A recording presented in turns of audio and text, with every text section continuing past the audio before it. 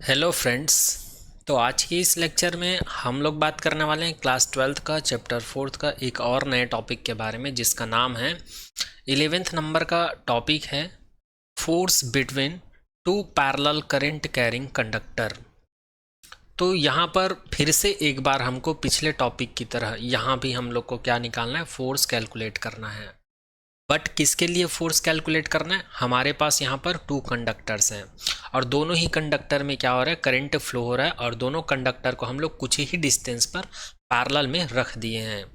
तब हमको उन दोनों के बीच जो इलेक्ट्रिक करंट की वजह से और जो मैग्नेटिक फील्ड प्रोड्यूस होता है उसमें उसकी वजह से जो फोर्स प्रोड्यूस होता है, इसी का वैल्यू हम लोग को कैलकुलेट करना है। और हमें ये बताना है कि पहले वाले कंडक्टर में जो फोर्स प्रोड्यूस हो रहा है और दूसरे वाले कंडक्टर में जो फोर्स प्रोड्यूस होता है, दोनों के बीच रिलेशन क्या है और उसका नेचर क्या है। तो चलिए स्टार्ट करते हैं। तो यहाँ पे लिखा हुआ है, it was first observe by Ampere in 1820 that two parallel straight conductors carrying currents in the same direction attract each other and those carrying current in the opposite direction repel to each other।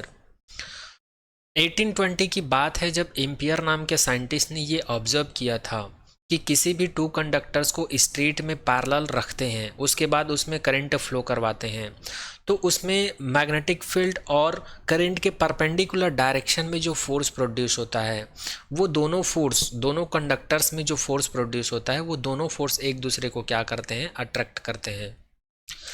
उन्होंने ये भी observe किया, यदि हम लोग current के direction को opposite कर दें, जैसे पहले वाले कंडक्टर का जो करंट है उसको अप साइड रखते हैं और दूसरे वाले कंडक्टर का डायरेक्शन हम लोग डाउन साइड रखते हैं, तो उस सिचुएशंस में दोनों कंडक्टर में जो फोर्स प्रोड्यूस होता है उनके बीच रिपल होता है, ऐसा उन्होंने ऑब्जर्व किया था।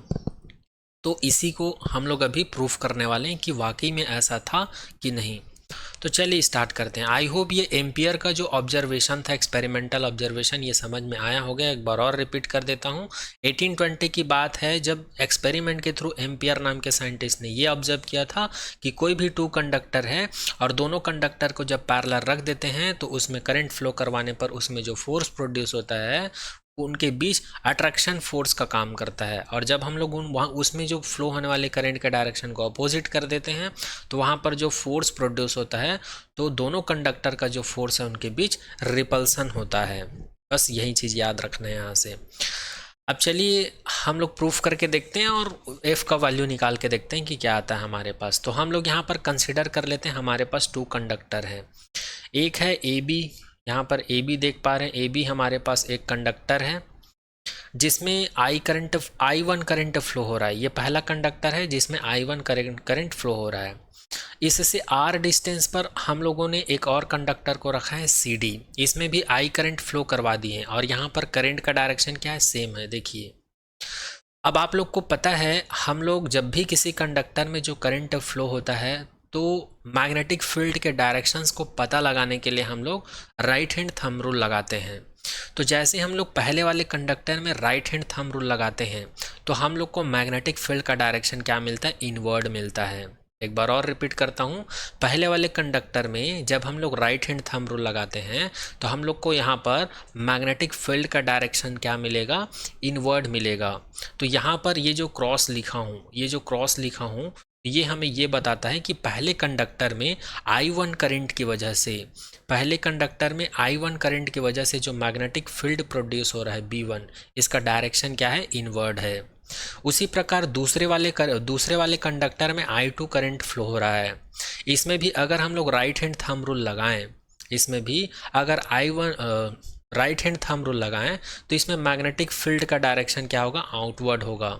यहाँ पर मैग्नेटिक फील्ड का डायरेक्शन क्या होगा, आउटवर्ड होगा। यहाँ से यहाँ पर इसको डॉट से रिप्रेजेंट किए हैं, तो याद रखिएगा ये जो आउटवर्ड वाला मैग्नेटिक फील्ड है ये B2 है, जो कि I2 कंडक्टर की वजह से प्रोड्यूस हुआ है। तो आई होप ये डायग्राम अब आप लोग को समझ में आ गया होगा। हम लोगों ने I1 करंट की वजह से, I2 करंट की वजह से जो मैग्नेटिक फील्ड प्रोड्यूस हो रहा था B1 B2, इसका डायरेक्शन तो पता लगा लिए हैं। अब हम लोग को ये बताना है कि फोर्स का डायरेक्शन क्या होगा, फोर्स का डायरेक्शन क्या होगा। तो आप लोगों को पता है हम लोग फोर्स के डायरेक्शन को पता लगाने के लिए एक और रूल का यूज़ करते हैं जो कि है फ्लेमिंग लेफ्ट हैंड रूल। क्या है? फ्लेमिंग लेफ्ट हैंड रूल, जो कि इस वाले डायग्राम में आप लोग देख पा रहे हैं। फोर्स का डायरेक्शन पता लगाने के लिए हम लोग अपने 4 फिंगर को मैग्नेटिक फील्ड के डायरेक्शन में इंडिकेट करके हम लोग अपने मिडिल फिंगर और थंब को क्या करते हैं? स्ट्रेच करते हैं। एक बार और रिपीट करता हूँ, लेफ्ट हैंड फ्लेमिंग रूल में हम लोग क्या करते हैं? अपने 4 फिंगर को मैग्नेटिक फील्ड के डायरेक्शन में इंडिकेट करके मिडिल फिंगर और थंब को क्या करते हैं? स्ट्रेच करते हैं। तब हमारा जो मिडिल फिंगर है ये करंट के डायरेक्शन को शो करता है और हमारा थंब जो है ये फोर्स के डायरेक्शन को इंडिकेट करता है।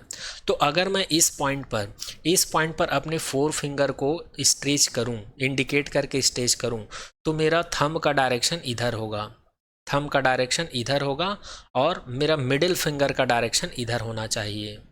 तो इस प्रकार से हमको फोर्स का डायरेक्शन दूसरे कंडक्टर की तरफ मिल रहा है। ठीक है। अब चूंकि ये वाला जो फोर्स है हमको किस कंडक्टर पर मिल रहा है?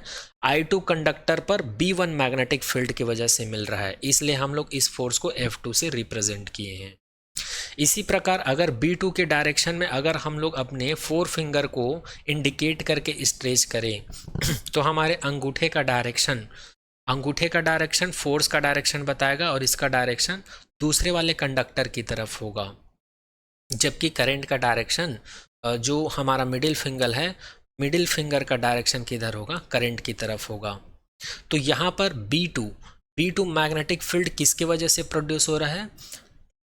तो ये I2 करंट के वजह से प्रोड्यूस हो रहा है। और ये यहाँ पर बाहर की तरफ ये कौन से पॉइंट पर है? तो पहले कंडक्टर पर है। तो पहले कंडक्टर पर जो फोर्स प्रोड्यूस हो रहा है B2 की वजह से, इसको हम लोग F1 से रिप्रेजेंट करते हैं। ओके, तो ये रहा इस डायग्राम का कॉन्सेप्ट। अगर आप लोग को इस डायग्राम में कुछ ना समझ आया हो और कुछ डाउट हो तो आप लोग कमेंट सेक्शन में कमेंट कर दीजिएगा। आई होप ये सारा पॉइंट आप लोग को समझ में आ गया होगा। इसका मतलब है आउटवर्ड, इसका मतलब है इनवर्ड, और यहाँ पर कैसे कैसे हम लोग मैग्नेटिक फील्ड का डायरेक्शन फाइंड किए हैं, फोर्स का डायरेक्शन फाइंड किए हैं, ये सारा चीज़ आप लोग को समझ में आ गया होगा। अब चलिए डेरिवेशन की तरफ बढ़ते हैं कि फोर्स का वैल्यू क्या आता है। अच्छा, यहाँ पर हम लोग केवल केस 1 की बात किए हैं। यहाँ पर हम लोग केस 1 की बात किए, figure A, parallel current attract. यहाँ पर ये रिजल्ट निकलता है। अभी हम लोग क्या किए थे? करंट के डायरेक्शन को सेम रखे थे, तो हम लोग को F1 मिला था और F2 मिला था। F1 का डायरेक्शन इधर है और F2 का डायरेक्शन इधर है और F1 का डायरेक्शन इधर है। तो दोनों का डायरेक्शन क्या है जी? अपोजिट है। इसलिए यहाँ पर फोर्स का नेचर क्या होगा? अट्रैक्ट होगा। यहाँ पर फोर्स का नेचर क्या होगा? अट्रैक्ट होगा। यही बात तो एम्पियर ने कहा था कि कोई भी कंडक्टर है, दोनों पैरेलल है और दोनों में करंट का डायरेक्शन सेम है, तो यहाँ पर अट्रैक्शन फोर्स होगा।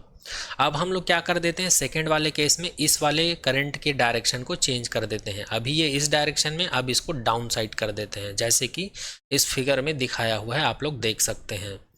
अब यहाँ पर हम लोग क्या कर दिए? पहले वाले कंडक्टर में जो करंट फ्लो हो रहा था उसको वैसे ही रख दिए हैं। दूसरे वाले कंडक्टर को हम लोग क्या कर दिए हैं? इसको अपोजिट कर दिए हैं। पहले इसमें C से D की तरफ करंट फ्लो हो रहा था, अब हम लोग यहाँ पर करंट को D से C की ओर फ्लो करवा रहे हैं। अब यहाँ पर हम लोग क्या करते हैं? कंडक्टर, फर्स्ट वाले कंडक्टर में मैग्नेटिक फील्ड का डायरेक्शन तो वही रहेगा, सेम इनवर्ड है। यहाँ पर मैग्नेटिक फील्ड का डायरेक्शन क्या होगा? पहले कंडक्टर की वजह से जो प्रोड्यूस हो रहा था वो B1 रहेगा। बट फोर्स का डायरेक्शन अगर B1 पे अगर 4 फिंगर को इंडिकेट करके हम लोग अपने मिडिल फिंगर और थंब को स्ट्रेच करें तो हमको करंट का डायरेक्शन मिडिल फिंगर देगा और थंब का डायरेक्शन फोर्स का देगा। तो थंब का डायरेक्शन किधर होता है? इस डायरेक्शन में थंब का डायरेक्शन होगा। ठीक है। अब क्या करते हैं? सेकंड वाले कंडक्टर में अगर हम लोग राइट हैंड थंब रूल लगाएं तो हमको मैग्नेटिक फील्ड का डायरेक्शन यहाँ भी इनवर्ड मिलेगा। हम लोग ऐसे करके रोटेट करेंगे 4 फिंगर को राइट हैंड थंब रूल से, तो मैग्नेटिक फील्ड का डायरेक्शन हमको इधर मिलेगा, मतलब इसमें भी इनवर्ड मिलेगा। ठीक है।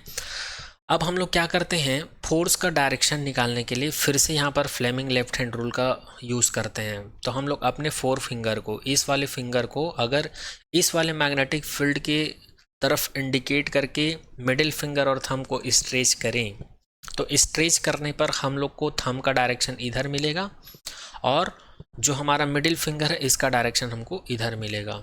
आप लोग करके देखिएगा, ऐसा ही मिलेगा। ठीक है, एक बार और रिपीट कर देता हूँ। ये वाले मैग्नेटिक फील्ड के डायरेक्शन में हम लोग को क्या करना है, अपने 4 फिंगर को इंडिकेट करके मिडिल फिंगर और थंब को स्ट्रेच करना है। तो थंब का डायरेक्शन किधर होगा, इधर होगा, और हमारा जो मिडिल फिंगर है इसका डायरेक्शन इधर होगा। तो इस प्रकार से यहाँ पर फोर्स का डायरेक्शन इधर होगा। तो यहाँ पर आप लोग देख सकते हैं F1 का डायरेक्शन इधर है और F1 का डायरेक्शन इधर है। दोनों का डायरेक्शन क्या है जी, यहाँ पर अपोजिट है। दोनों का डायरेक्शन क्या है, अपोजिट है। F2 और F1 दोनों का डायरेक्शन क्या है, अपोजिट है। तो इस प्रकार हम लोग बोल सकते हैं यहाँ पर कौन सा फोर्स लगेगा, दोनों के बीच रिपेल होगा। ये दोनों फोर्स क्या होगा, एक दूसरे से रिपेल होगा। ठीक है, तो इसी चीज़ को एम्पियर ने बताया था कि कोई भी 2 कंडक्टर को जब पैरेलल लगते हैं, करंट सेम होता है, तो दोनों के बीच अट्रैक्शन फोर्स लगता है, और करंट अपोजिट हो तो रिपल्सन का फोर्स लगता है। अब चलिए, हम लोग बोल तो दिए हैं इसको, लेकिन अब इसको प्रूफ करते हैं कि आखिर ऐसा होता कैसे है। इसको हम लोग प्रूफ करते हैं, चलिए। ठीक है, तो प्रूफ करने के लिए क्या करेंगे, तो यहाँ से स्टार्ट करते हैं। Derivation for F1 and F2। Since we know that force for current carrying conductor in uniform magnetic field, चूँकि हम लोग लॉरेंज फोर्स से जानते हैं कोई भी करंट कैरिंग कंडक्टर को यदि मैग्नेटिक फील्ड में रख देते हैं तो उसके ऊपर कितना फोर्स लगता है, F is equals to IBL sine theta लगता है, ये हम लोग को पता है। अब इस फॉर्मूले को अगर मैं सेकेंड कंडक्टर के ऊपर अप्लाई करूँ, सेकेंड वाले कंडक्टर के ऊपर अप्लाई करूं, तो सेकेंड वाले कंडक्टर के ऊपर फोर्स कौन सा है जी, F2 है। मैग्नेटिक फील्ड कौन सा है जी, B1 है। और करंट कितना है जी, सेकेंड वाले कंडक्टर में करंट I2 है। और लेंथ कितना है, यहाँ पर दोनों का ही लेंथ हम लोग L कंसिडर कर लेते हैं। पहले वाले कंडक्टर का भी लेंथ L है, दूसरे वाले कंडक्टर का भी लेंथ क्या है, L है। तो ये हमको मिल गया दूसरे वाले कंडक्टर के लिए force F2 is equals to B1 I2 L sine theta. अब चूंकि यहाँ पर ये जो करंट एलिमेंट है और जो मैग्नेटिक फील्ड है, ये दोनों के बीच एंगल कितना है, 90 डिग्री।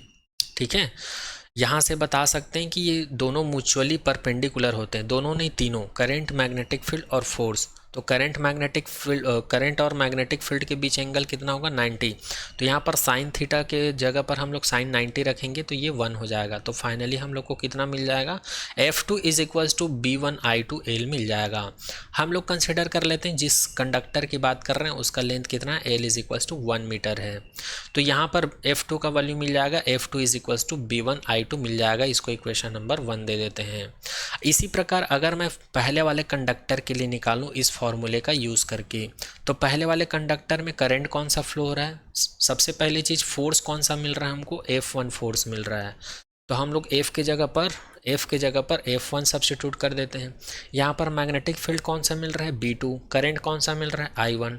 तो यहाँ पर मैग्नेटिक फील्ड B2 मिलेगा, करंट I1 मिलेगा, और लेंथ तो वही रहेगा L और साइन थीटा। यहाँ भी साइन थीटा की जगह पर 90 सब्स्टिट्यूट कर देंगे और L की जगह पर 1 मीटर सब्स्टिट्यूट कर देंगे। तो ये वाला फॉर्मूला जो है कुछ ऐसा हो जाएगा, F1 is equal to B2 I2। इसको दे देते हैं इक्वेशन नंबर 2। अब हम लोग को पता है बायो-सेवर्ट लॉ। बायो-सेवर्ट लॉ में ऑलरेडी हम लोग ये फॉर्मूला डिराइव कर चुके हैं कि कोई भी स्ट्रेट करंट कैरिंग कंडक्टर के लिए जो मैग्नेटिक फील्ड का एक्सप्रेशन है वो होता है B is equal to μ0I/2πr, इतना होता है। तो यहाँ पर पहले वाले कंडक्टर के लिए इस फॉर्मूले को लिख सकते हैं, B1 is equal to μ0I/2πr। पहले वाले कंडक्टर के लिए कैसे लिख सकते हैं, चूंकि पहला वाला जो कंडक्टर है इसमें करंट I1 फ्लो हो रहा है, और इस पहले वाले कंडक्टर की वजह से जो मैग्नेटिक फील्ड प्रोड्यूस हो रहा है वो कौन सा हो रहा है, B1। इसलिए B1 is equal to μ0I1/2πr हो जाएगा। इसी प्रकार दूसरे वाले कंडक्टर के लिए मैग्नेटिक फील्ड का वैल्यू लिख सकते हैं, B2 is equal to μ0I2/2πr। अब इक्वेशन नंबर A और इक्वेशन नंबर B का वैल्यू हम लोग कहाँ सब्स्टिट्यूट करते हैं, इक्वेशन नंबर 1 और इक्वेशन नंबर 2 में सब्स्टिट्यूट कर देते हैं। जब इक्वेशन नंबर 1 में A का वैल्यू सब्स्टिट्यूट करेंगे तो हम लोग को मिल जाएगा F2 is equal to B1 I2। यहाँ पर B1 का वैल्यू ये है तो हमको मिल जाएगा F2 is equal to μ0I1/2πr। इसको दे देते हैं इक्वेशन नंबर 3। इसी प्रकार इक्वेशन नंबर 2 में B का वैल्यू सब्स्टिट्यूट कर देते हैं। B का वैल्यू ये था और इक्वेशन नंबर 2 ये था, तो B2 का वैल्यू के यहाँ पर ला कर रखेंगे तो F2 इज इक्वल टू मिल जाएगा μ0I1/2πr मिल जाएगा। इसको दे देते हैं इक्वेशन नंबर 4। अब इक्वेशन नंबर 3 और इक्वेशन नंबर 4 को देखो, दोनों का वैल्यू लगभग सेम है, लगभग नहीं पूरा ही सेम है। देखो इक्वेशन नंबर 3 और 4 दोनों एक दूसरे के इक्वल हैं कि नहीं, right hand side. Sorry for that, ये F1 होगा, है ना, ये F1 है, ये F1 है। तो इक्वेशन नंबर 4 और इक्वेशन नंबर 3 का राइट हैंड साइड जब इक्वल है तो लेफ्ट हैंड साइड भी क्या होना चाहिए, इक्वल। तो यहाँ से हमको F1 is equal to F2 मिल गया। बट दोनों का डायरेक्शन क्या है, अपोजिट है, दोनों का डायरेक्शन अपोजिट है। जब करंट का डायरेक्शन सेम था तब F1 का डायरेक्शन इधर था, ठीक है, और F2 का डायरेक्शन इधर था। और जब करंट का डायरेक्शन अपोजिट किए तो F1 का डायरेक्शन इधर और F2 का डायरेक्शन इधर हो गया। दोनों ही केस में हमको इसका डायरेक्शन अपोजिट मिल रहा था, इसलिए हम लोग F1 is equal to F2 को क्या लिख सकते हैं, ऐसा लिख सकते हैं। तो यहाँ पर ये प्रूफ होता है कि दोनों ही सिचुएशंस में कोई भी करंट कैरिंग कंडक्टर के ऊपर जब दोनों को पैरेलल रखते हैं तो दोनों में सेम मैग्नीट्यूड का टू फोर्स मिलता है हमको। बट फर्क ये है कि दोनों में अगर करंट का डायरेक्शन सेम रखें तो अट्रैक्शन होता है फोर्स के बीच में, और जब हम लोग करंट के डायरेक्शन को अपोजिट रखें तो फोर्स के बीच में क्या, फोर्स का नेचर क्या होता है, रिपल्सन होता है। बस इतना ही याद रखना है। अब ये टॉपिक यहाँ पर कंप्लीट होता है। अब ये टॉपिक यहाँ पर कंप्लीट होता है, एक बार देख लीजिए आप लोग, force between two parallel current carrying conductor. यहाँ से हम लोग इसका कॉन्सेप्ट समझे, करंट का डायरेक्शन, मैग्नेटिक फील्ड का डायरेक्शन, फोर्स का डायरेक्शन देखें। फिर यहाँ पर हम लोग फोर्स का डेरिवेशन करके हम लोगों ने प्रूफ किया कि F1 F2 दोनों ही फोर्स का मैग्नीट्यूड सेम होता है। अब यहाँ पर ये टॉपिक कंप्लीट होता है। ओके अब चलिए इस चैप्टर के नेक्स्ट टॉपिक के बारे में बात करते हैं। 12th नंबर का टॉपिक है इस चैप्टर का, जिसका नाम है torque experience by current loop in uniform magnetic field. अब यहाँ पर हम लोग क्या निकालने वाले हैं, टॉर्क मतलब टाउ का वैल्यू निकालने वाले हैं। किसके लिए, एक ऐसे लूप के लिए जिसमें करंट फ्लो हो रहा हो, और इस लूप को ले जाकर हम लोग किस में रख देते हैं, यूनिफॉर्म मैग्नेटिक फील्ड में रख देते हैं। तो ये घूमने लगता है, क्या होने लगता है, ये घूमने लगता है, रोटेट होने लगता है, जिसके वजह से इस लूप में क्या प्रोड्यूस होता है, टॉर्क प्रोड्यूस होता है। उसी टॉर्क के वैल्यू को निकालना है कि मैग्नेटिक फील्ड की वजह से इसके ऊपर कितना फोर्स लग रहा है। तो इसके लिए हम लोग को फिर से ये डायग्राम सेटअप को समझना पड़ेगा। तो चलिए इसी को सबसे पहले हम लोग समझ लेते हैं। तो सबसे पहले यहाँ पर कंसिडर कर लेते हैं कि हम लोग यहाँ पर मैग्नेट फिट कर दिए, मैग्नेट अरेंज कर दिए। मैग्नेट का ये एन पोल है, नॉर्थ पोल है, और ये मैग्नेट का साउथ पोल है। तो मैग्नेटिक फील्ड का डायरेक्शन क्या होगा, नॉर्थ टू साउथ होगा, इस डायरेक्शन में ऐसे होगा, जो कि यहाँ पर दिखाया हुआ है। देखो मैग्नेटिक फील्ड का डायरेक्शन क्या होगा, इधर से ऐसे होगा, नॉर्थ से साउथ होगा। अब यहाँ पर यूनिफॉर्म मैग्नेटिक फील्ड मिल गया। अब हम लोग क्या करते हैं, यहाँ पर एक लूप कंसीडर कर लिए, और ये लूप का नाम क्या है, इस लूप का नाम है PQRS। ये एक ऐसा लूप है जिसमें कौन सा करंट फ्लो हो रहा है, I करंट फ्लो हो रहा है, देख सकते हैं I करंट फ्लो हो रहा है। और ये जो लूप है ना, इसकी लेंथ को हम लोग, इसकी हाइट को B कंसीडर कर लेते हैं, और इसकी विड्थ को हम लोग A कंसीडर कर लेते हैं। एक बार और रिपीट कर देता हूँ, ये एक लूप है जिसका नाम है PQR, जिसमें I करंट फ्लो हो रहा है, और जिसका हाइट कितना है, B है, और विड्थ कितना है, A है। या फिर हम लोग इसको ऐसा बोल सकते हैं, लेंथ कितना है, A है, विड्थ कितना है, B है, ऐसा भी बोल सकते हैं। ठीक है, अब यहाँ पर इसको हम लोग मैग्नेटिक फील्ड में रख दिए हैं, जो कि यूनिफॉर्म मैग्नेटिक फील्ड है। यूनिफॉर्म मैग्नेटिक फील्ड का मतलब N और S के बीच किसी भी पॉइंट पर अगर मैग्नेटिक फील्ड के मैग्नीट्यूड को चेक करें तो सेम ही मिलेगा। ऐसे मैग्नेटिक फील्ड में रख देते हैं तो ये क्या होने लगता है, रोटेट होने लगता है। तो रोटेशंस को देखने के लिए या रोटेशंस को इमेजिन करने के लिए हम लोग यहाँ पर एक नॉर्मल ड्रॉ कर लिए हैं। अगर इस नॉर्मल को अगर नाम देना चाहे तो आप लोग दे सकते हैं एन डेस नाम दे दीजिएगा इस नॉर्मल को। तो इस नॉर्मल के रिस्पेक्ट में अगर हम लोग इसको देखें तो ये रोटेट करने लगता है। मैग्नेटिक फील्ड में जैसे ही इसको रख देते हैं ये रोटेट करने लगता है इस डायरेक्शन में। तो जब ये रोटेट करने लगता है तो क्यों रोटेट कर रहा है, तो मैग्नेटिक फील्ड की वजह से कुछ ना कुछ फोर्स तो लग रहा होगा ना, उसी फोर्स की वजह से तो ये घूम रहा होगा। तो उस फोर्स के डायरेक्शंस को पता लगाने के लिए फिर हम लोग यहाँ पर कौन सा रूल का इस्तेमाल करेंगे, लेफ्ट हैंड फ्रेमिंग रूल का। क्योंकि यहाँ पर मैग्नेटिक फील्ड का डायरेक्शन ये है, करंट का डायरेक्शन ये है। यहाँ से ये तो समझ में आ गया है कि करंट और मैग्नेटिक फील्ड दोनों एक दूसरे के परपेंडिकुलर है। अब फोर्स का डायरेक्शन हमको बताना है, तो आप लोगों को पता होगा मैग्नेटिक फील्ड के डायरेक्शन में 4 फिंगर को इंडिकेट करके हम लोग मिडिल फिंगर और थंब को क्या करते हैं, स्ट्रेच करते हैं। तो स्ट्रेच करते हैं तो यहाँ पर हम लोग को फोर्स का डायरेक्शन इनवर्ड मिलेगा। यहाँ पर फोर्स का डायरेक्शन क्या मिलेगा, हमको इनवर्ड मिलेगा। उसी प्रकार अगर इस पॉइंट को चाहो तो आप लोग नाम दे सकते हो। इसको मैं कैपिटल ए नाम दे देता हूँ और इस पॉइंट को मैं कैपिटल बी नाम दे देता हूँ। तो कैपिटल बी पॉइंट पर अगर हम लोग फोर्स के डायरेक्शन को पता लगाएं तो यहाँ पर करंट का डायरेक्शन इधर है, मैग्नेटिक फील्ड का डायरेक्शन इधर है। फिर से यहाँ पर अगर हम लोग left hand Fleming rule apply करें, मतलब 4 फिंगर को मैग्नेटिक फील्ड के डायरेक्शन में इंडिकेट करके अगर हम लोग अपने मिडिल फिंगर और थंब को स्ट्रेच करें तो हमको यहाँ पर फोर्स का जो डायरेक्शन है इस तरफ मिलेगा। फोर्स का डायरेक्शन इस तरफ मतलब आउटवर्ड मिलेगा हमको, ठीक है। तो इस प्रकार से आई होप ये डायग्राम आप लोग को समझ में आ गया होगा। अब चूंकि ये लूप जो है रोटेट कर रहा है, इस डायरेक्शन में ऐसे रोटेट कर रहा है मैग्नेटिक फील्ड की वजह से, तो इसमें कुछ ना कुछ मोमेंट जनरेट हो रहा होगा। उसको हम लोग बोलेंगे मैग्नेटिक मोमेंट। उसको हम लोग कैपिटल एम से रिप्रेजेंट करते हैं। और यहाँ पर जो मैग्नेटिक मोमेंट है, इसका जो मैग्नेटिक फील्ड है इसके साथ जो एंगल है वो थीटा बन रहा है, ऐसा हम लोग कंसिडर कर लेते हैं। वैसे दोनों का डायरेक्शन सेम रहता है लेकिन इनके बीच कुछ ना कुछ एंगल बनता है, उसी एंगल को हम लोग यहाँ पर थीटा कंसिडर किए हैं। अब ये डायग्राम का कॉन्सेप्ट यहाँ पर कंप्लीट होता है। अच्छा, कुछ लोगों को डाउट हो रहा होगा कि इधर ही हम लोग नॉर्थ पोल क्यों लिए हैं, इधर हम लोग साउथ पोल क्यों लिए। तो इसको आप लोग अपोजिट कर सकते हो, कोई दिक्कत नहीं। इसको साउथ को इधर कर सकते हो, नॉर्थ को इधर कर सकते हो। तो यहाँ पर ये कॉन्सेप्ट भी चेंज हो जाएगा। ये जो रोटेशन है इधर से ऐसे रोटेट करने लगेगा, इसका रोटेशन का डायरेक्शन चेंज हो जाएगा। बाकी कॉन्सेप्ट वहीं लगेगा, कॉन्सेप्ट चेंज नहीं होगा।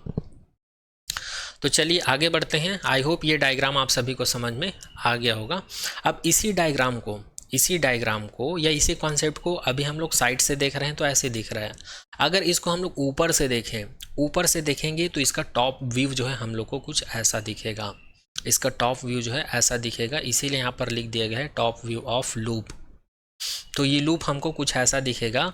तो यहाँ पर ये वाला पॉइंट क्यों है और ये वाला पॉइंट क्या है, आर है। तो इसके ऊपर एक फोर्स इधर लगेगा, एक फोर्स इधर लगेगा। तो यहाँ पर हम लोग को पता है जब भी किसी पॉइंट पर या किसी बॉडी के ऊपर 2 फोर्स एक साथ काम करता है और उसका डायरेक्शन अपोजिट होता है तो वहाँ पर क्या प्रोड्यूस होता है, टॉर्क प्रोड्यूस होता है। इसीलिए टॉर्क को कपल फोर्स कहा जाता है। टॉर्क को क्या कहा जाता है, कपल फोर्स कहा जाता है, क्योंकि इसमें 2 फोर्स लगता है और दोनों का डायरेक्शन अपोजिट होता है और मैग्नीट्यूड सेम होता है। इसी वजह से इसमें रोटेशन प्रोड्यूस होता है। तो ये वाले फोर्स का डायरेक्शन इधर है, ये वाले फोर्स का डायरेक्शन इधर है। तो ये वाला फोर्स हमको कब मिला था, ये यहाँ पर देख सकते हैं, ये अप डायरेक्शन है, ये डाउन डायरेक्शन है। यहाँ पर करंट का डायरेक्शन अप साइड है, यहाँ पर करंट का डायरेक्शन डाउन है। देख सकते हैं आप लोग इस डायग्राम के थ्रू, ठीक है। तो इसका पोजीशन पहले ये जो ओ आर पॉइंट है इसके कोइंसाइड था, इसका पोजीशन किसका, ये जो हम लोग लूप कंसीडर किए हैं करंट लूप। लेकिन इसमें जैसे ही टॉर्क प्रोड्यूस हुआ तो ये डिस्प्लेस हो गया। क्या हो गया, डिस्प्लेस हो गया। ये कितना डिस्प्लेस हुआ है, यहाँ पर ओ आर से ये किधर डिस्प्लेस हो गया, क्यू आर की तरफ डिस्प्लेस हो गया है। तो यहाँ पर हम लोग को इसका डिस्प्लेसमेंट कितना हुआ है वो निकालना है, मतलब ओ आर का वैल्यू निकालना है। तो ओ आर का वैल्यू निकालने के लिए हम लोग यहाँ पर ये ट्रायंगल बना हुआ है ओ क्यू आर। तो इस ट्रायंगल में अगर साइन थीटा का फॉर्मूला लगाएं तो साइन थीटा का फॉर्मूला क्या होता है, परपेंडिकुलर अपॉन हाइपोटेनियस। तो अगर इस ट्रायंगल में एंगल यहाँ पर बन रहा है तो मैं ऑलरेडी आप लोग को बता चुका हूँ, जो भी एंगल बनता है उसका जस्ट सामने वाला क्या होता है, परपेंडिकुलर, और इसके जस्ट नीचे वाला क्या होता है, बेस होता है, और जो बच जाता है वो क्या हो जाता है, हाइपोटेनियस। तो यहाँ पर साइन थीटा का फॉर्मूला लगाएं तो ये हो जाएगा थीटा का सामने वाला परपेंडिकुलर मतलब ओ आर हो जाएगा, और हाइपोटेनियस का मतलब यहाँ पर हो जाएगा क्यू आर। और यहाँ पर ओ आर का वैल्यू क्या है, यहाँ पर ओ आर का वैल्यू ओ आर ही है, और क्यू आर का वैल्यू क्या हमारे पास ए है। तो यहाँ पर हमको ओ आर का वैल्यू क्या मिल जाएगा जी, ए को इधर ट्रांसफ़र कर दूंगा तो ये हो जाएगा ए साइन थीटा। इसीलिए यहाँ पर ओ और आर को क्या लिखा गया है, ए साइन थीटा लिखा गया है, ठीक है। और ये यहाँ पर क्या शो कर रहे हैं, ये मैग्नेटिक फील्ड का डायरेक्शन इधर था, और मैग्नेटिक फील्ड का मैग्नेटिक मूवमेंट, इसको बोलते हैं मैग्नेटिक डाइपोल मोमेंट।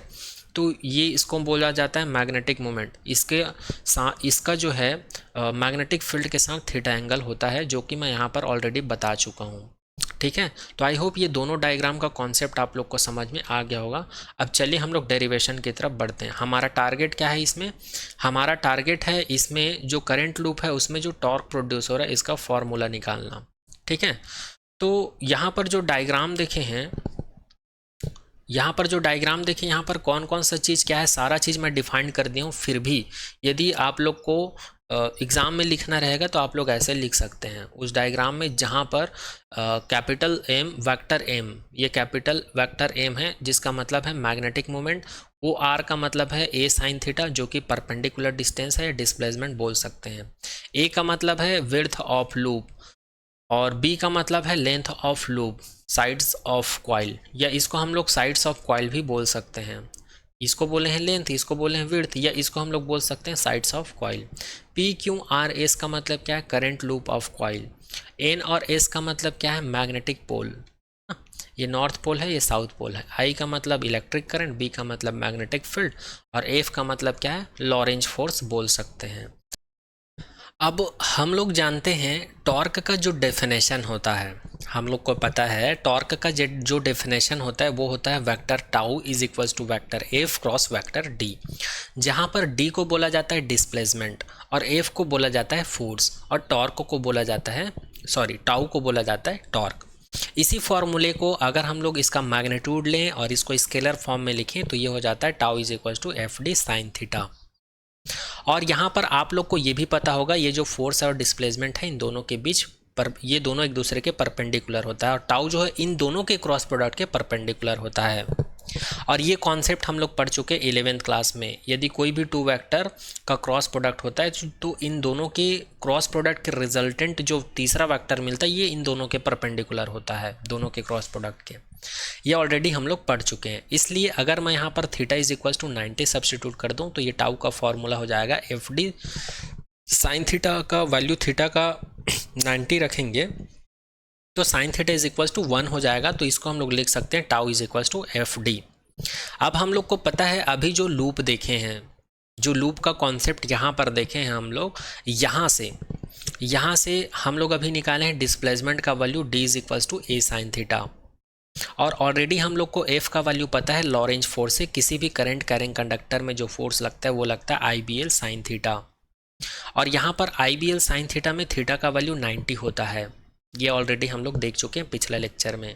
तो यहाँ पे थीटा का वैल्यू अगर 90 रख देते हैं तो इस फॉर्मूले को हम लोग लिख सकते हैं आई बी एल, एल के जगह पर यहाँ पर बी सब्सटीट्यूट करेंगे क्योंकि लूप का हम लोग लेंथ कितना लिए हैं जी, यहाँ पर हम लोग लिए हैं बी, इसलिए एल के जगह पर क्या सब्सटीट्यूट कर देते हैं बी।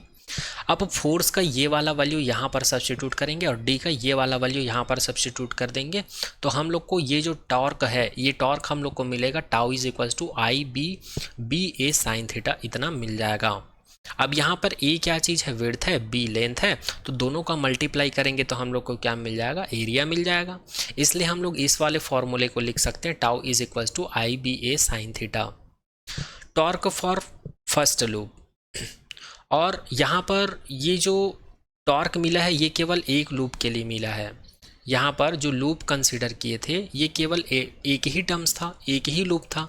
हो सकता है हमारे पास ऐसी बहुत सारे लूप हो एक साथ, मैग्नेटिक फील्ड में ऐसी हमारे पास बहुत सारे लूप हो, टोटल n टर्म्स वाले लूप हो, तब इस टॉर्क को ऐसे लिखा जाता है। इसमें कैपिटल N का मल्टीप्लाई कर देते हैं जो कि नंबर ऑफ टर्न्स को डिफाइन करता है लूप की।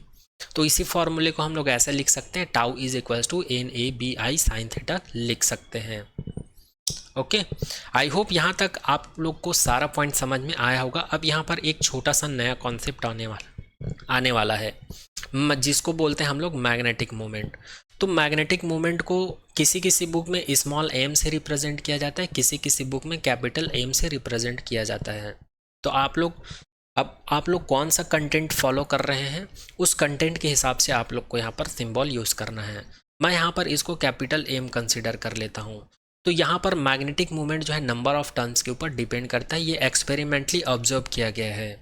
एक्सपेरिमेंटली ये पाया गया है कि मैग्नेटिक मोमेंट जो है, जितना नंबर ऑफ टर्न्स ज़्यादा होगा लूप में, उतना ही उसका मैग्नेटिक मोमेंट होगा, और उस लूप का जितना ज़्यादा एरिया होगा उतना ही उसमें क्या होगा, मैग्नेटिक मोमेंट होगा, और उसमें जितना ज़्यादा करंट फ्लो करवाएंगे उसमें उतना ही ज़्यादा मैग्नेटिक मोमेंट होगा। ये 3 ऑब्जर्वेशन एक्सपेरिमेंट के थ्रू ऑब्जर्व किया था या किया गया था। तो अगर हम लोग इन तीनों ऑब्जर्वेशंस को अगर कंबाइन करके लिखें तो इसी इक्वेशंस को हम लोग कुछ ऐसा लिख सकते हैं, m is equal to N A I लिख सकते हैं। यहाँ पर हम लोग जो प्रोपोर्शनल कांस्टेंट लिए थे उसको यहाँ पर 1 कंसीडर कर लिए हैं, क्योंकि ये आर्बिट्ररी कांस्टेंट है, उसको 1 कंसीडर कर सकते हैं कैलकुलेशन पर्पज से। तो यहाँ पर हम लोग को मैग्नेटिक मोमेंट का value m is equal to N A I मिल जाएगा। अब यहाँ पर देखो एन ए आई है, इस एन ए आई तीनों को हटाकर हम लोग किससे रिप्लेस कर देते हैं, m से रिप्लेस कर देते हैं। तो ये वाला जो इक्वेशन है चेंज होकर क्या हो जाएगा, tau is equal to M B sine theta हो जाएगा। चाहो तो आप लोग इसको इक्वेशन नंबर ए दे सकते हो, और यहाँ पर लिख देना using equation number 1, using equation number A. तो इक्वेशन नंबर 1 में इस m का वैल्यू रखेंगे तो हम लोग को मिल जाएगा tau is equal to M B sine theta, या इसी को हम लोग लिख सकते हैं vector tau is equal to vector m cross vector b। ये स्केलर फॉर्म है, ये वेक्टर फॉर्म है टॉर्क का। किसके लिए टॉर्क की बात कर रहे हैं यहाँ पर, जो करंट लूप है हमारे पास उसको मैग्नेटिक फील्ड में रखे हैं उसके लिए टॉर्क की बात कर रहे हैं। एक बार और बता देता हूँ, यहाँ पर जो मैग्नेटिक मोमेंट है इसमें कंफ्यूज मत होइएगा। किसी किसी बुक में स्मॉल एम लिए हैं, किसी किसी बुक में इसी को कैपिटल एम लिए, तो किसी किसी बुक में आप लोग को ये कुछ ऐसा दिखेगा, capital M cross vector B, या फिर यही चीज़ ऐसा दिखेगा capital M B sine theta, तब भी ये गलत नहीं है, कॉन्सेप्ट वही रहेगा। ठीक है, इस चीज़ को याद रखें। अब इस इक्वेशन से जो करंट लूप है उसमें टॉर्क का वैल्यू मिनिमम कब होगा, मैक्सिमम कब होगा, वो फाइंड आउट कर सकते हैं। इस इक्वेशंस में जब theta is equal to 0 put करते हैं तो यहाँ पर हम लोग को टॉर्क का वैल्यू 0 मिलता है, और यही टॉर्क जो है मिनिमम होता है। और जब थीटा का वैल्यू हम लोग 90 रख देते हैं तो टॉर्क का वैल्यू हमको मैक्सिमम मिलता है, क्योंकि साइन थीटा का वैल्यू क्या होता है, 1 होता है। और जो टॉर्क मिलता है वो कितना मिलता है, एम बी के इक्वल मिलता है, एम बी के मल्टीपल के इक्वल मिलता है। तो इस चीज़ को याद रखिएगा कि करंट लूप में टॉर्क जो है मैक्सिमम कब होता है, मिनिमम कब होता है। तो यहाँ पर ये टॉपिक भी पूरी तरह से कंप्लीट होता है। हम लोगों का टारगेट था टॉर्क फाइंड करना करंट लूप के लिए, जिसको मैग्नेटिक फील्ड में रखे थे, उसके लिए हम लोग टॉर्क फाइंड आउट कर लिए हैं। अब चलिए नेक्स्ट टॉपिक की तरफ बढ़ते हैं। तो इस चैप्टर का नेक्स्ट टॉपिक है 13 नंबर का टॉपिक है, जो कि है current loop as an magnetic dipole and dipole moment. बोलने का मतलब ये है, इसमें हमारे पास एक करंट लूप है, इसमें हमारे पास एक करंट लूप है। इसमें करंट का डायरेक्शन कुछ ऐसा है, आप लोग देख सकते हैं। इसको एंटी क्लॉकवाइज डायरेक्शन में कंसिडर कर सकते हैं करंट को। ठीक है, तो आप लोगों को पता है जब भी कोई कंडक्टर में जो कि सर्कुलर लूप होता है उसमें आई करंट फ्लो होता है, तो इसमें मैग्नेटिक फील्ड को फाइंड आउट करने के लिए हम लोग राइट हैंड थंब रूल का इस्तेमाल करते हैं। तो अगर इसमें राइट हैंड थंब रूल का इस्तेमाल करेंगे, जो कि यहाँ पर आप लोग देख पा रहे हैं, तो इसमें हम लोग को मैग्नेटिक फील्ड का डायरेक्शन किधर मिलेगा, अप साइड मिलेगा। अच्छा, एक चीज़ और बता दूं, अगर हम लोग इस लूप को ऊपर से देखें, upper face look like anticlockwise north pole, अगर हम लोग इस लूप को ऊपर से देखें तो हमको एंटी क्लॉकवाइज रोटेट करते हुए नज़र आएगा। और एंटी क्लॉकवाइज जब कोई लूप में करंट फ्लो होता है एंटी क्लॉकवाइज, तो वो नॉर्थ पोल की तरफ बिहेव करता है। ये ऑलरेडी हम लोग देख चुके हैं। और अगर नीचे से देखें लोअर फेस से देखें तो ये क्लॉकवाइज में रोटेट करता हुआ नज़र आएगा। तो उस सिचुएशन में मैग्नेट के साउथ पोल की तरफ बिहेव करेगा। ठीक है, तो इस चीज़ को याद रखिएगा। अब हम लोग को इसमें करंट का डायरेक्शन निकालना है, तो हम लोग क्या करते हैं, इसमें थंब रूल लगाते हैं, राइट हैंड थंब रूल। तो थंब का डायरेक्शन मैग्नेटिक फील्ड के डायरेक्शन को रिप्रेजेंट करता है यहाँ पर। ठीक है, तो वही चीज़ यहाँ पर बताया गया है। हम लोग कंसिडर कर लेते हैं वेक्टर ए जो है एरिया है इस लूप का, और एस और एन क्या है, मैग्नेटिक पोल है या डाइपोल है बोल सकते हैं, और स्मॉल एम वेक्टर जो है इसका मैग्नेटिक डाइपोल मोमेंट है। यहाँ पर इसको कैपिटल एम ले लीजिएगा, मैग्नेटिक डाइपोल मोमेंट। ठीक है, क्योंकि मैं कैपिटल एम ही ले रहा था, है ना। आप लोग अपने बुक के हिसाब से करिएगा, किसी में स्मॉल एम लिए हैं, किसी में कैपिटल एम। मैं बार बार बोल रहा हूँ, आप लोग कंफ्यूज मत होइएगा, ये वाला कंटेंट और दूसरे कंटेंट से पढ़ के आप लोग कंफ्यूज मत होइएगा। तो यहाँ पर इस फिगर को मैं समझा दिया हूँ, तो आई होप सारा पॉइंट आप लोग को समझ में आ गया होगा। अच्छा, यहाँ पर हम लोग का टारगेट क्या है? हम लोग का टारगेट है मैग्नेटिक डाइपोल मोमेंट निकालना। सबसे पहले मैग्नेटिक डाइपोल देखेंगे, उसके बाद मैग्नेटिक डाइपोल मोमेंट देखेंगे। किसका? करंट लूप का। तो करंट लूप का हम लोग यहाँ पर डाइपोल देख लिए हैं, नॉर्थ पोल देख लिए हैं और साउथ पोल देख लिए हैं, इसी को मैग्नेटिक डाइपोल कहा जाता है। अब मैग्नेटिक डाइपोल मोमेंट देखेंगे। क्या देखेंगे? Magnetic dipole moment. तो उसके लिए इस फिगर में हम लोग देख चुके हैं वेक्टर ए क्या है, ए sin क्या है और वेक्टर एम क्या चीज़ है, ये सारा चीज़ मैं बता दिया हूँ। अब आगे देखते हैं विच इज़ डिफाइंड एज। अब यहाँ से एक्सपेरिमेंटली ये पाया गया है, जैसे कि कुछ देर पहले हम लोग इससे पहले वाले लेक्चर में देखे थे कि जो मैग्नेटिक मोमेंट है वो करंट के ऊपर डिपेंड करता है, नंबर ऑफ टर्न्स के ऊपर डिपेंड करता है और ये एरिया के ऊपर डिपेंड करता है। ऐसा ऑब्जर्व किया गया इस एक्सपेरिमेंट से। तो अगर मैं इन तीनों को कंबाइन करके लिखूं तो मैं इसको लिख सकता हूं m proportional to I N A, ऐसा लिख सकते हैं। ठीक है, इसको हम लोग ऐसा लिख सकते हैं। तो हम लोग को m proportional to I N A मिल गया है।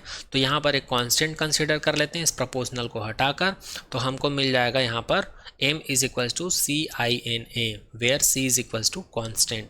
तो यहाँ पर हमको m इज इक्वल्स टू क्या मिल गया? आई एन ए मिल गया। ठीक है, इसी को अगर वेक्टर फॉर्म में लिखें तो हम लोग इसको ऐसा लिख देते हैं, vector m is equals to I N vector a। तो इसी को कहा जाता है करंट लूप के लिए मैग्नेटिक डाइपोल मोमेंट। इसको क्या कहा जाता है? डाइपोल मोमेंट कहा जाता है। और s और n को कहा जाता है मैग्नेटिक डाइपोल, मतलब मैग्नेटिक पोल। यहाँ पर आप लोग ये जो स्मॉल m है इसको कैपिटल M कंसिडर कर सकते हो, कोई दिक्कत नहीं है। ठीक है, कोई दिक्कत नहीं है। और स्मॉल m भी ले सकते हैं, तब भी कोई दिक्कत नहीं है। ठीक है, स्मॉल m भी ले सकते हैं, कैपिटल M भी ले सकते हैं। ठीक है, अब ये टॉपिक यहाँ पर कंप्लीट होता है। हम लोग को करंट लूप में मैग्नेटिक डाइपोल मोमेंट के लिए क्या एक्सप्रेशन मिला? Vector m is equals to I N A मिल गया है। ठीक है, और यही चीज़ हम लोग यहाँ पर भी समझाए थे कि m इज इक्वल्स टू क्या होता है? एन ए आई होता है। इसी का डेरिवेशन मैं यहाँ पर करवाया हूँ, क्योंकि यहाँ पर मैं डायरेक्ट यूज़ किया था। कुछ लोगों को कन्फ्यूज़न हो जाता कि ये कैसे ऑब्जर्व किया, ये डेरिवेशन कैसे आता है, इसलिए मैं इस टॉपिक को भी कवर कर दिया हूँ। बस, तो आई होप आज के लेक्चर में आप लोग को सारा पॉइंट समझ में आ गया होगा। फिर भी अगर कुछ डाउट रह जाता है तो कमेंट सेक्शन में कमेंट कर दीजिएगा। तो आज के लेक्चर में यहीं तक करते हैं, मिलते हैं आने वाले नेक्स्ट लेक्चर में एक नए टॉपिक के साथ जिसका नाम है मूविंग कॉइल गैल्वेनोमीटर।